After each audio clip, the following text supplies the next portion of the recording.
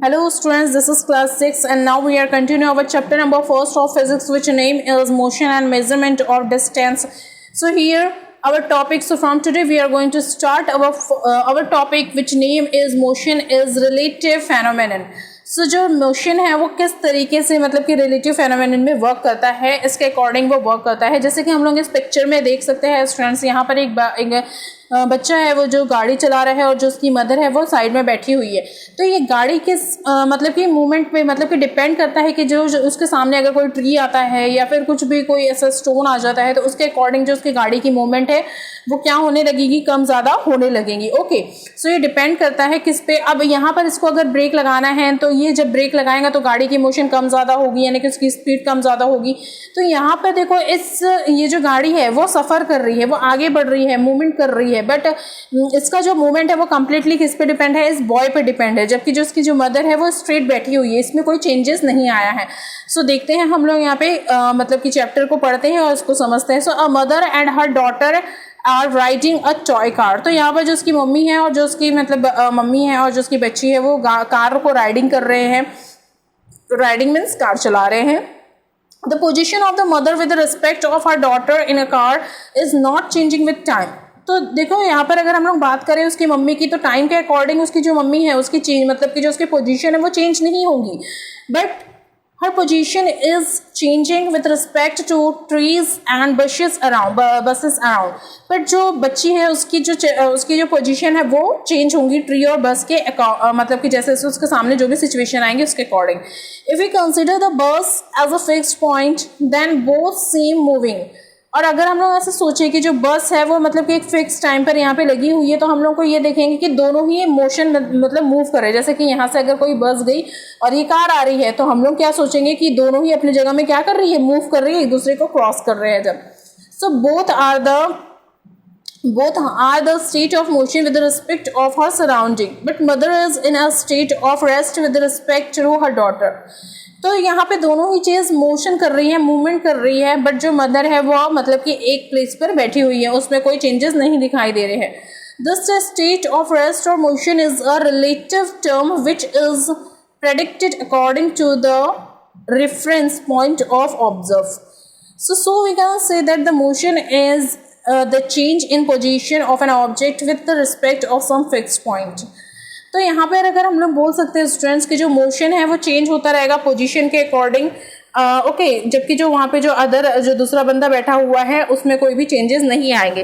तो इस हिसाब से हम लोग देखेंगे कि किस तरीके से जो मतलब मोशन है वो होते हैं और जो मोशन है वो किन दो फेनोमेनन में वर्क करते हैं। तो यहाँ पर देखिए टाइप्स ऑफ मोशन लिखा हुआ है। यहाँ पे कार चल रही है, यहाँ पे जो एक बच्चा है वो झूला झूल रहा है और वो जो झूला है उसको थ्रू वो आगे पीछे होता जा रहा है। तो जितना ज़्यादा फोर्स ये बच्चे लगाएंगे वहाँ पे उतना ज़्यादा जो झूला है वो आगे पीछे होगा। सिमिलरली यहाँ पे दिख रहा है वो जो वॉच है किस तरीके से वो मूवमेंट करेंगी और अपनी जगह से मूव करती जाएगी।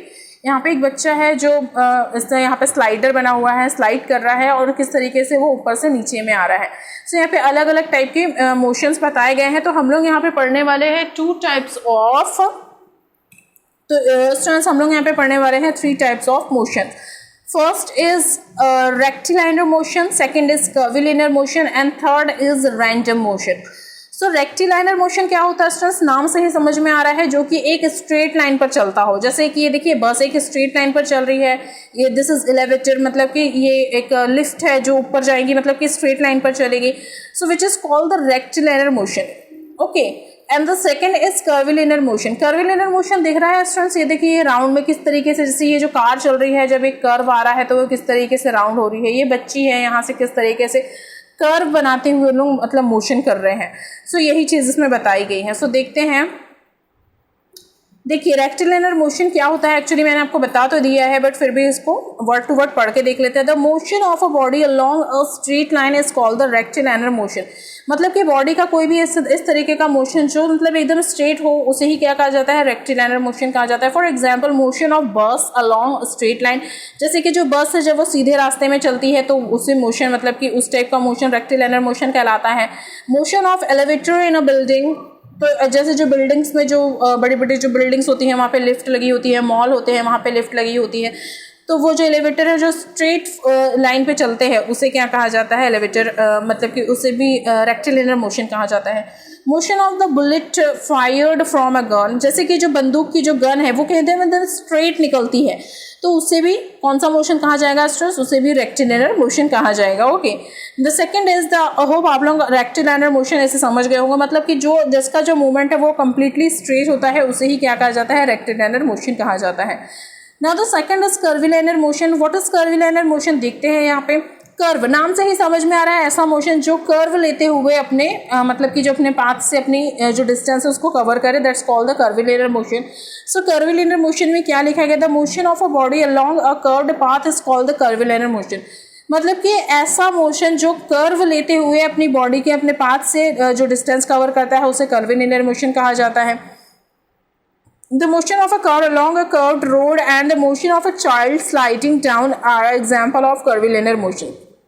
तो यहाँ पर कर्विलिनियर मोशन के कुछ एग्जाम्पल्स बताए गए हैं, जैसे कि जो बच्चा है वो कार ड्राइव करता है और वहाँ पर अगर कोई मोड़ आ जाती है तो उस तरीके से। सेकंड चीज़, जो बच्चा है वो अगर स्लाइडिंग करता है, ठीक है, तो उसे भी मतलब कि जो स्लाइड करता है तो वो कर्व फॉर्म में स्लाइड कर रहा है तो उससे कर्विलिनियर मोशन कहा जाएगा। तो इस तरीके के कुछ एग्जाम्पल्स यहाँ पे आप लोगों को बताए गए हैं। And the third is random motion. So random motion क्या होता है स्टूडेंट्स, रैंडम मतलब कि नाम से ही समझ में आ रहा है, मतलब कि रैंडम यानी कि जो रैंडमली आड़े तिरछे कहीं पर भी भागते हो, जो विदाउट सीक्वेंस में नहीं होते हो। ओके, सो उसे ही क्या कहा जाता है, रैंडम मोशन।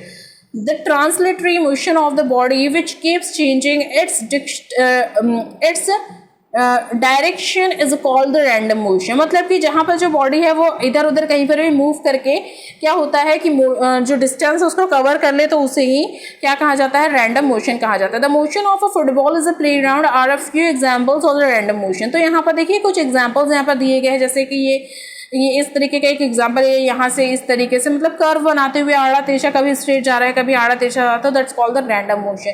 जैसे कि जो फुटबॉल है उसे कहीं से भी मारो और फिर वो मूव कर रहा है तो इसे भी क्या कहा जाता है, रैंडम मोशन कहा जाता है। ओके, सो होप आप लोग समझ गए होंगे कि जो मोशन है वो कितने फिनोमेनन में वर्क करता है, कैसा वर्क करता है। सो हम लोग ने यहाँ पे जो टाइप ऑफ मोशन है वो 3 टाइप के मोशन पढ़े। First is rectilinear motion, second is curvilinear motion and third is random motion. Okay, जो रैंडमली होते हैं। So students, I am stopping here. Hope you can understood this session. So see you soon with the next topic of the same chapter. Till then, take care. Bye bye.